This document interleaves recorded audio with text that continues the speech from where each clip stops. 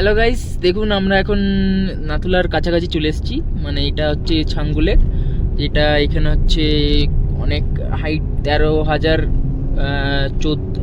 140 ফিটের মতন উপরে আমরা আছি। তো এখানে এখন বরফ দেখা যাবে না, কারণ কি এখন আমরা আছি, এখন কিছু কিছু জায়গা দেখা যাচ্ছে, আর গরমকালের জন্য দেখা যাচ্ছে না। আমরা 4 জন এসেছি। দাদা তো আমাদের রানীপুলে থাকে এখানে, তো দাদাই নিয়ে এসছে।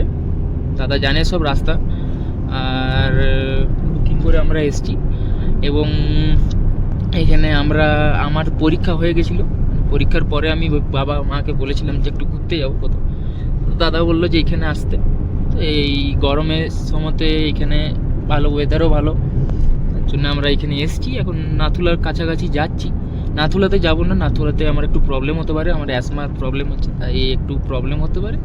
তো নাথুলাতে যাব না, আমরা ছাঙ্গু লেকে ওইখানে দেখবো, আর এলিফ্যান্ট লেকও দেখবো।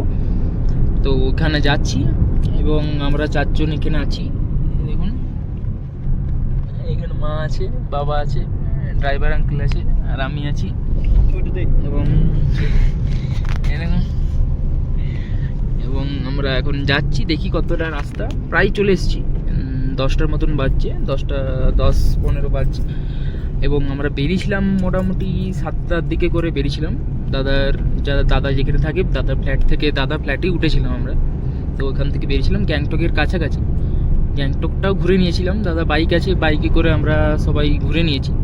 আমি একদিন, বাবা একদিন, মা একদিন, সবাই যাচ্ছিলাম। তো ঘুরে নিয়েছি। এখন আমরা রাস্তাতে যাচ্ছি। এখন এই দেখুন রাস্তাটা পুরো মেঘে ঢাকা আছে। এটা মেঘ মানে মতলব এখানে আমাদের কুয়াশা নয়, এটা